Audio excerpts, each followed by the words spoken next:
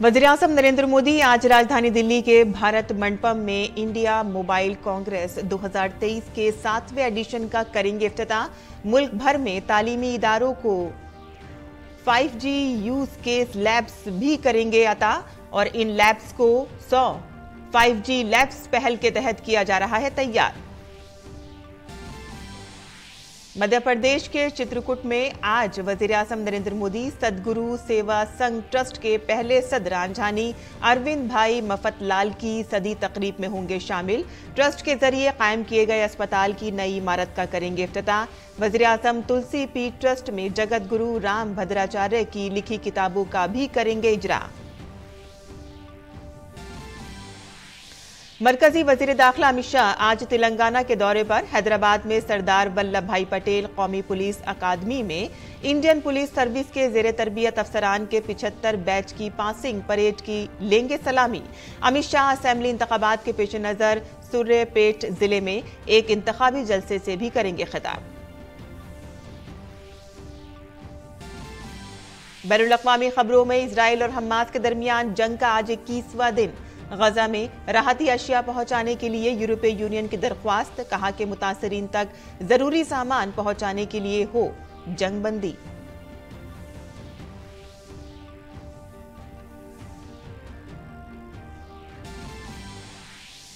और खेलों में चीन में जारी एशियन पैरा गेम्स में भारतीय खिलाड़ियों की शानदार कारकर्दगी का सिलसिला जारी। भारत ने आज तीरंदाजी में गोल्ड मेडल के साथ किया आगाज। भारत की शीतल देवी खवातीन के इनफरादी कंपाउंड ओपन जुमरे में गोल्ड मेडल जीतने में रही कामयाब। फाइनल में सिंगापुर की तीरंदाज को दी शिकस्त।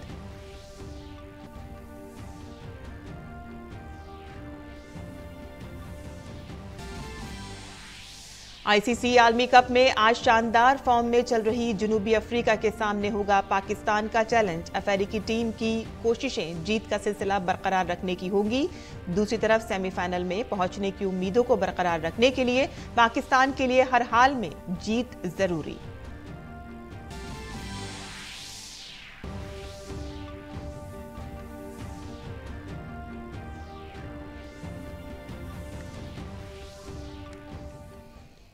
आदाब नाज़रीन, खबरनामे में आपका इस्तकबाल है। मैं हूं साइमा खान। अब खबरें तफसील से। इंडियन मोबाइल कांग्रेस का 7वां एडिशन आज से शुरू होने जा रहा है। वज़ीर-ए-आज़म नरेंद्र मोदी दिल्ली के प्रगति मैदान मंडपम में मुनक़िद होने वाली इंडियन मोबाइल कांग्रेस 2023 का इफ्तिताह करेंगे और इसके अलावा पीएम मोदी मुल्क भर के 100 तालीमी इदारों को 100 5G यूज केस लैब्स भी हवाले करेंगे। वज़ीर-ए-आज़म नरेंद्र मोदी आज एशिया के सबसे बड़े टेलीकॉम, मीडिया और technology forum Indian mobile Congress का इफ्तिताह करेंगे। 27 से 29 अक्टूबर तक दिल्ली में मुनक़िद होने वाले इस प्रोग्राम में टेलीकम्युनिकेशन और टेक्नोलॉजी में भारत की नाकाबिले यकीन तरक्की की पूरी दुनिया मुशाहिदा करेगी। ग्लोबल डिजिटल इनोवेशन थीम के साथ IMC 2023 का मकसद एक डेवलपर, मैन्युफैक्चर और जदीद टेक्नोलॉजी के बरामद कुनिंदा के तौर पर भारत की पोजीशन को मजीद मजबूत करना है। 3 रोजा कांग्रेस में 5G, 6G, मसनूई जहानत, semiconductor industry, green technology, cyber security जैसे मसाइल पर बात की जाएगी। और इसके अलावा पीएम मोदी मुल्क भर के 100 तालीमी इदारों के लिए 100 5G यूज केस लैब्स भी लॉन्च करेंगे। ये लैब्स 100 5G लैब्स इनिशिएटिव के तहत तैयार की गई हैं। इस पहल का मकसद भारत और दुनिया की तकनीकी जरूरियात को पूरा करने के लिए 5G से मुताल्लिका टेक्नोलॉजीज तैयार करना है। इस साल मोबाइल कांग्रेस में एक नया स्टार्टअप प्रोग्राम एस्पायर भी शुरू किया जाएगा। इसका मकसद स्टार्टअप, सरमायाकारों और सनत के दरमियान बेहतर हम आहंगी और मवासलात पैदा करना है।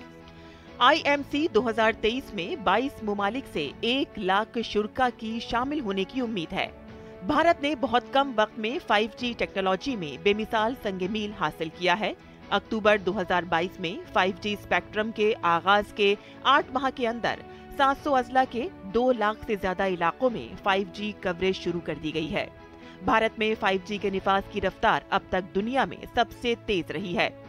5G बेस ट्रांसीवर स्टेशनों की तनसीब में भी रिकॉर्ड रफ्तार देखी गई है, जिसमें हर रोज BTS 1000 नस्ब किए जा रहे हैं।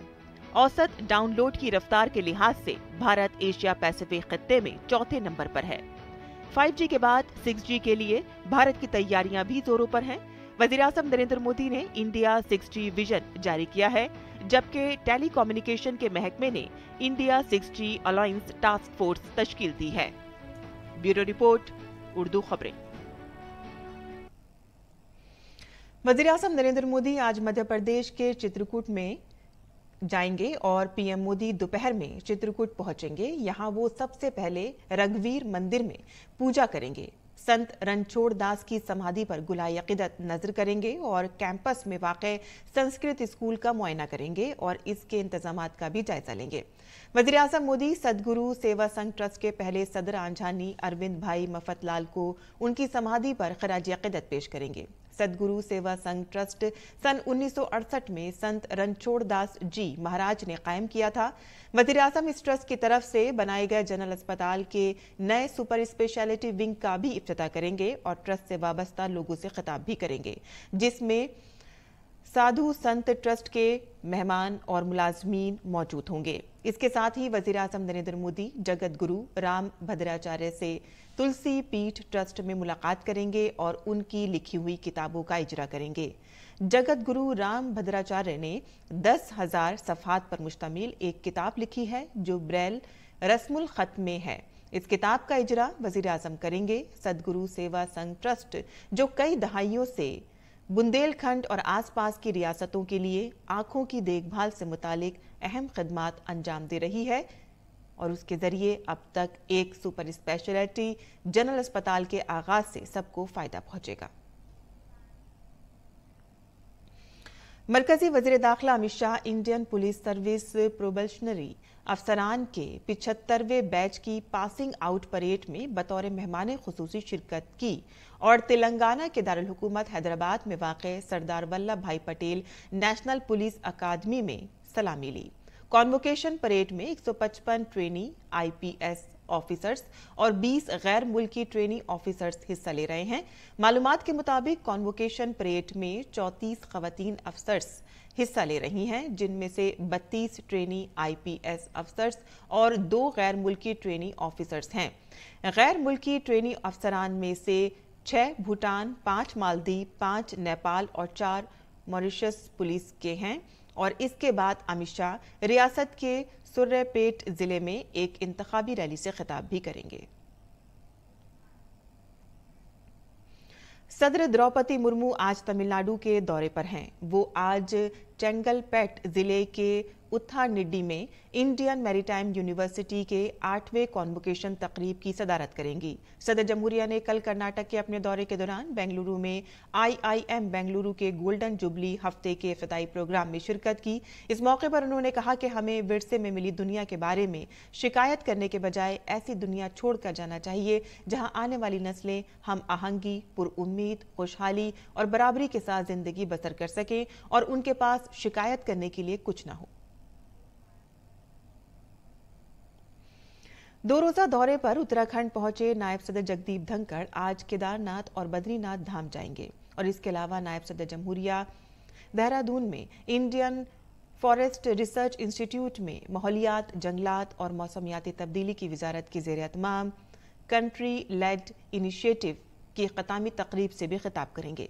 जुमेरात को दौरे के पहले दिन नायब सदर जगदीप धनखड़ ने अपने खानदान के साथ उत्तरकाशी जिले में गंगोत्री धाम का दौरा किया और गंगा घाट पर गंगा पूजन प्रोग्राम में भी हिस्सा लिया। छत्तीसगढ़ में कांग्रेस पर कबायली मुखालिफ होने का इल्जाम लगाते हुए हमर राज पार्टी बनाने वाले अरविंद नेताम भी असेंबली इंतखाब लड़ रहे हैं। हमारे नामानिगाह नीरज सिंह ने बात करते हुए उन्होंने कहा है कि छत्तीसगढ़ के कबायली आज भी अपने हुकूक की जंग लड़ रहे हैं। उन्होंने भूपेश बघेल हुकूमत पर कबायली बिरादरी को नजरअंदाज करने का भी इल्जाम लगाया।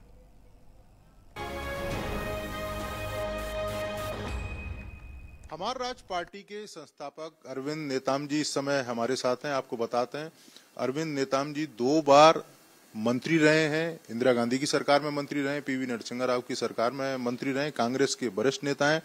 लेकिन अब अपनी पार्टी बनाकर छत्तीसगढ़ की चुनावी मैदान में है।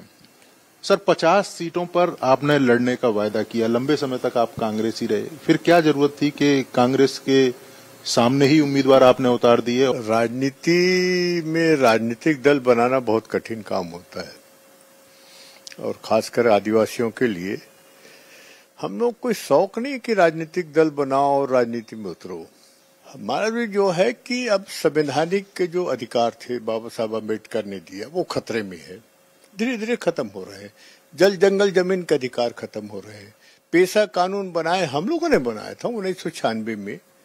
अब वो पेशा कानून में जो थोड़ा बहुत समाज को अधिकार दिया गया था पार्लियामेंट ने, उस अधिकार को इस सरकार ने, भूपेश सरकार ने खत्म कर दिया। हमने बनाए, हमारे सामने ने खत्म कर दिया।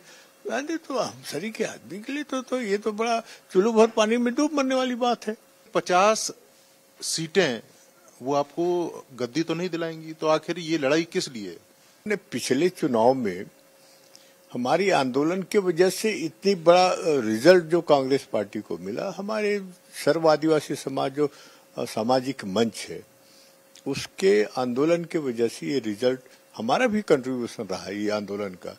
तो अब उसके बाद तो ये सोचते हैं कि भाई कि हम अपने बल बूते पे लड़े हैं, कांग्रेस पार्टी ये है, वो अच्छी बात है भाई। अब किसको नुकसान होगा ये नहीं होगा, ये मेरा सोच का विषय नहीं है।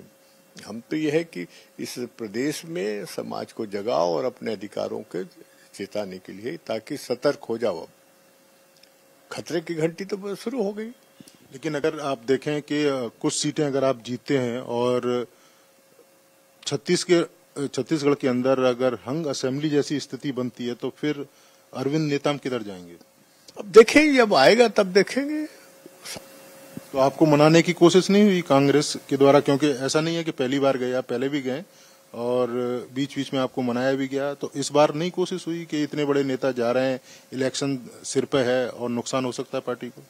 नहीं, देखिए ऐसा है, कुछ लोगों ने प्रयास जरूर किया, सेंट्रल लीडरशिप के नेताओं ने, पर राज्य के नेताओं ने नहीं किया। राज्य के नेता तो चाहते थे कि यहाँ से खिसके, यही एक ब्यूटी है। मैं मध्य प्रदेश में भी देखा है और छत्तीसगढ़ में भी देख रहे हैं, केवल इंडिविजुअल नहीं है, पूरे ट्राइबल कम्युनिटी के साथ। अरविंद नेताम जी जो बता रहे थे कि जो पॉलिटिकल पार्टी उन्होंने बनाई है उसका लक्ष्य क्या है। कांग्रेस पार्टी तमाम बात जरूर करती है आदिवासी मुद्दों को लेकर, आदिवासियों की भलाई को लेकर, लेकिन अरविंद नेताम जी का ये कहना है कि ये सिर्फ ऊपरी दिखावा है, अंदर तक अभी भी बहुत सारे ऐसे कामों की जरूरत है आदिवासी समाज को, ताकि उनको उनका हक मिल सके। कैमरामैन मोर मुकुट के साथ नीरज सिंह, डीडी न्यूज।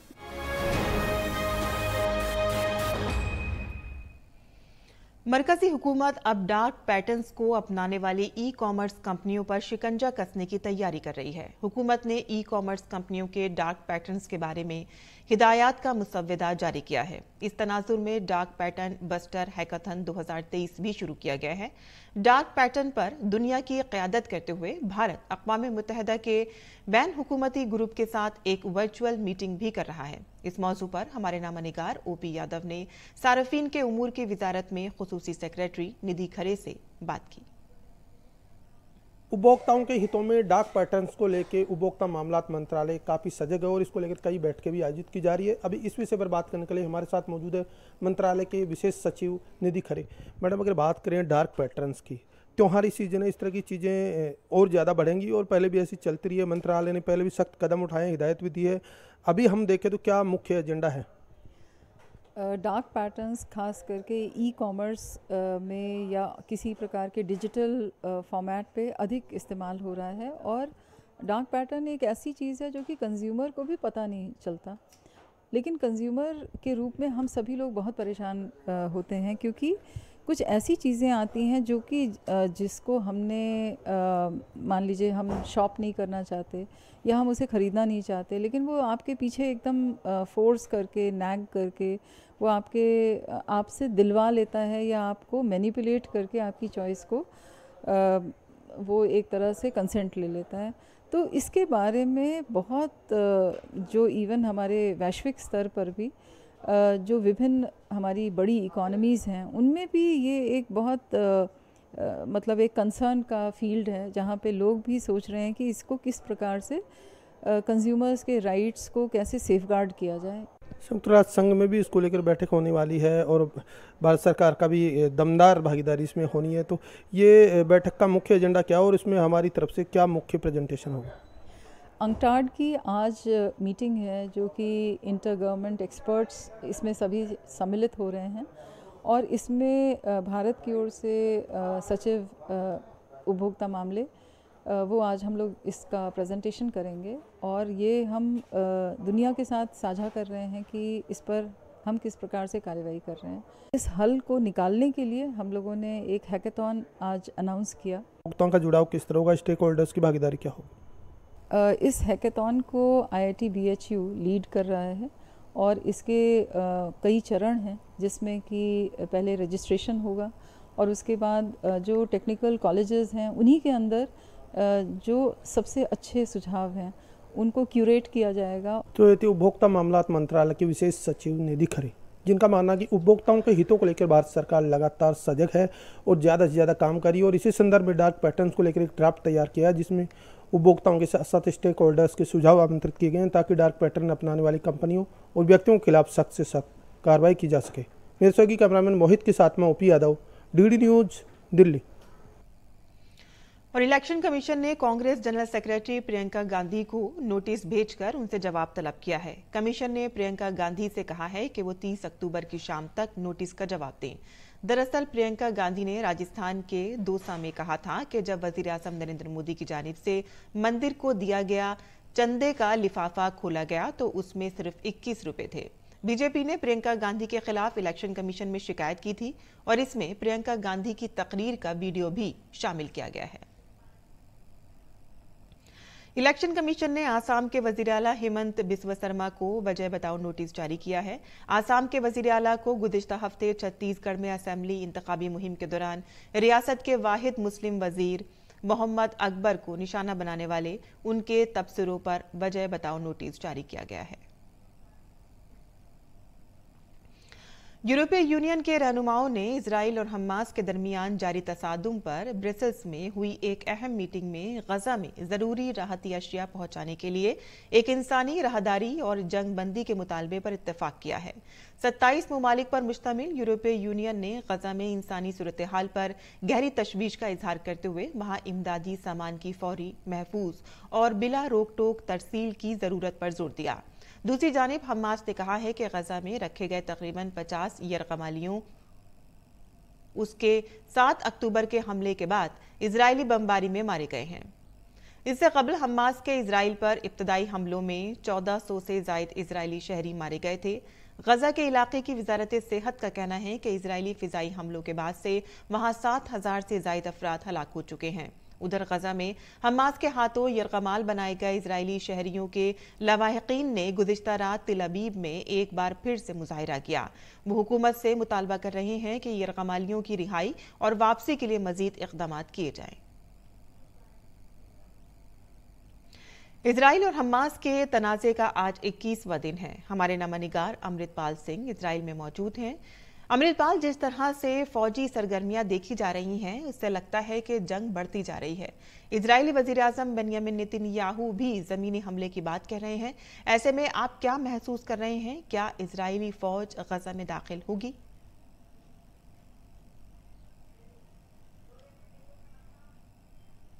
जी देखें, इजरायली फौज बिल्कुल अंदर जाएगी।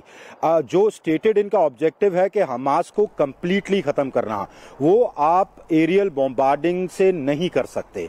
उसके लिए आपको क्लोज कॉम्बैट करना होगा, क्योंकि वो गुरिल्ला फोर्स है। वो सुरंगों में घुस जाएगी, वो बिल्डिंग्स में घुस जाएगी, वो सिविलियंस के पीछे छुपेगी। तो आपको क्लोज कॉम्बैट करना होगा उनको मारने के लिए।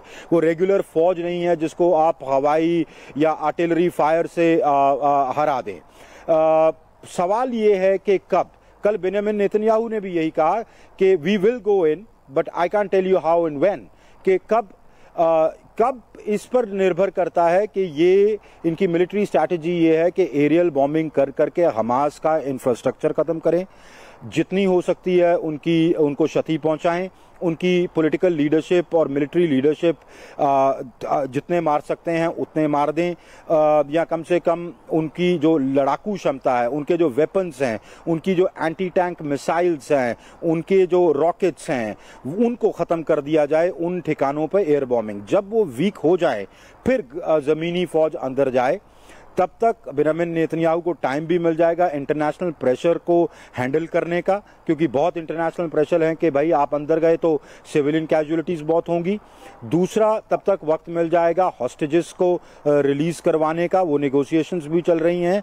तो जाएंगे तो ये शायद सही, कैसे लोकलाइज्ड होगा, छोटी स्क्वाड्स जाएंगी कि पूरी फौज अंदर जाएगी टैंक और आर्टिलरी गन्स लेके, ये अभी सवाल बना हुआ है। जी अमृतपाल, बहुत बहुत शुक्रिया इस तमाम तफसीलात के लिए। और आगे बढ़ते हैं, जहां अमेरिका के शुमाली कैरोलिना में एक घर में फायरिंग करके 5 अफराद को हलाक कर दिया गया। मरने वालों में एक खातून और 4 मर्द शामिल हैं। कत्ल के मुल्जिमान की ताहाल शिनाख्त नहीं हो सकी है और तफ्तीश जारी है।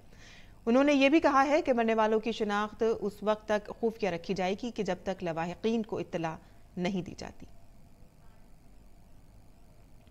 वहीं अमेरिका में हुई 2 इज्तिमाई फायरिंग के हमलावरों को पकड़ने के लिए बड़े पैमाने पर सर्च ऑपरेशन चलाया जा रहा है।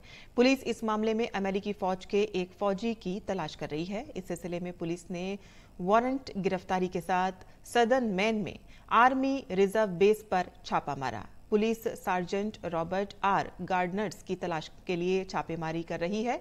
इसके अलावा पुलिस ने हर जगह मुलजिम की तस्वीर भी भेजी है। पुलिस ने लोगों को घरों के अंदर रहने को कहा है।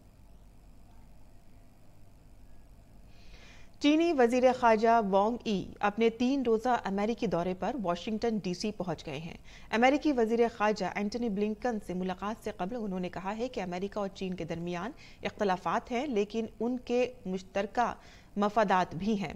चीन के वजीर खारजा ने कहा कि दोनों ममालिक के दरमियान 2 तरफा ताल्लुकात को मामूल पर लाने के लिए गहराई और जामे मुज़ाकरात की जरूरत है। उन्होंने ये भी कहा है कि ब्लिंकन के साथ उनकी बातचीत तामीरी और उम्मीद अफजा होगी। वहीं रूस और यूक्रेन के दरमियान जारी तनाज़ा थमने का नाम नहीं ले रहा है। यूक्रेन ने रूस के ज़ेर कब्जा शहर डोनेस्टिक पर फायरिंग की। इस गोलेबारी से एक रिहायशी इमारत को नुकसान पहुंचा और इसके अलावा करीबी जो इमारतें हैं उनको भी नुकसान पहुंचा है। रूसी खबर रिसा एजेंसी के मुताबिक यूक्रेन ने गोलाबारी में क्लस्टर हथियारों का इस्तेमाल किया है। और अब पेश है दिल्ली से शाये उर्दू अखबारात का मुख्तसर जायजा।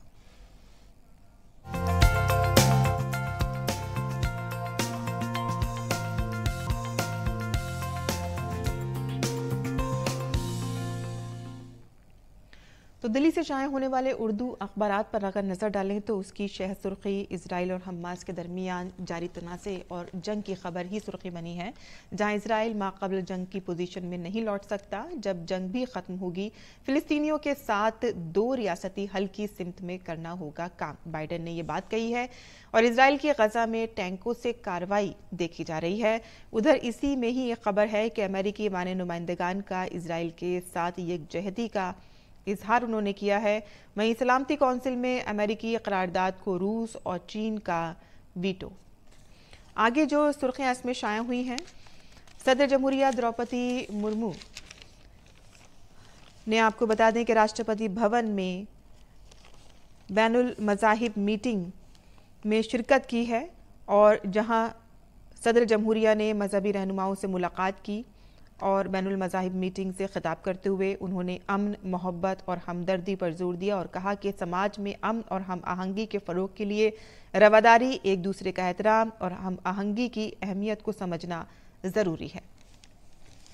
आगे जो इस सफ़े इन अखबारों के बैनुल-अक़वामी सफ़े पर जो सुर्खियाँ शाये हुई हैं वो भी इसराइल और हमास के दरमियान जारी कशीदगी और जंग की ही खबर है। जहाँ इसराइल हमास जंग मशरिक़ वुस्ता के बाहर तक फैल सकती है।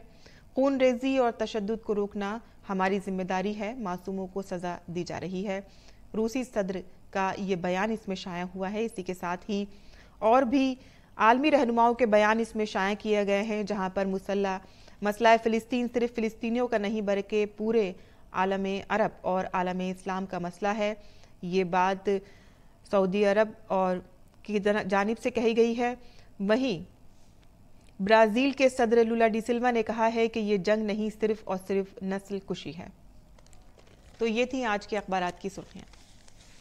और आगे बढ़ते हैं और बात करते हैं अब खेल के खबरों की, जहां चीन में जारी एशियन पैरा गेम्स में भारतीय खिलाड़ियों की शानदार कारकर्दगी का सिलसिला जारी है। भारत ने आज तीरंदाजी में सोने का तमगा जीता है।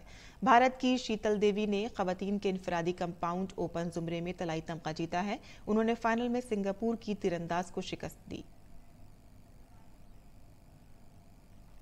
वहीं गोवा में 37वें कौमी खेलों का इफ्तिताह हो गया है। 26 अक्टूबर से 9 नवंबर तक मुनक्किद होने वाले इन खेलों में 43 मुकाबलों में तकरीबन 10,000 एथलीट्स हिस्सा ले रहे हैं।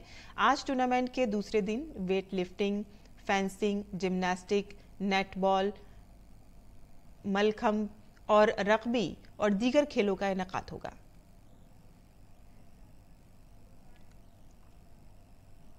वहीं आईसीसी आलमी कप में जनूबी अफ्रीका का आज पाकिस्तान से मुकाबला होगा। चेन्नई के एमए चिदम्बरम स्टेडियम में होने वाला ये मैच दोनों ही टीमों के लिए इंतहाई अहम है। अफ्रीकी टीम ये मैच जीतकर सेमीफाइनल के करीब पहुंचना चाहेगी, तो वहीं पाकिस्तान के लिए मैच करो या मरो का होने वाला है, क्योंकि अगर वो हार गया तो सेमीफाइनल में जाने का रास्ता बंद हो जाएगा। पाकिस्तानी टीम ने मुकाबले में 5 मैच खेले हैं, जिसमें उसे 3 मैचों में शिकस्त का सामना करना पड़ा है। टीम को गुज़िश्ता मैच में अफगानिस्तान से शिकस्त का सामना करना पड़ा था और इसके बाद से पाकिस्तानी टीम को काफ़ी तनकीद का निशाना बनाया जा रहा है। दूसरी जानिब अफ्रीकी टीम ने अब तक बड़ा स्कोर किया है और उसे टाइटल का मजबूत दावेदार तस्वुर किया जा रहा है। और अब पेश है मौसम का हाल।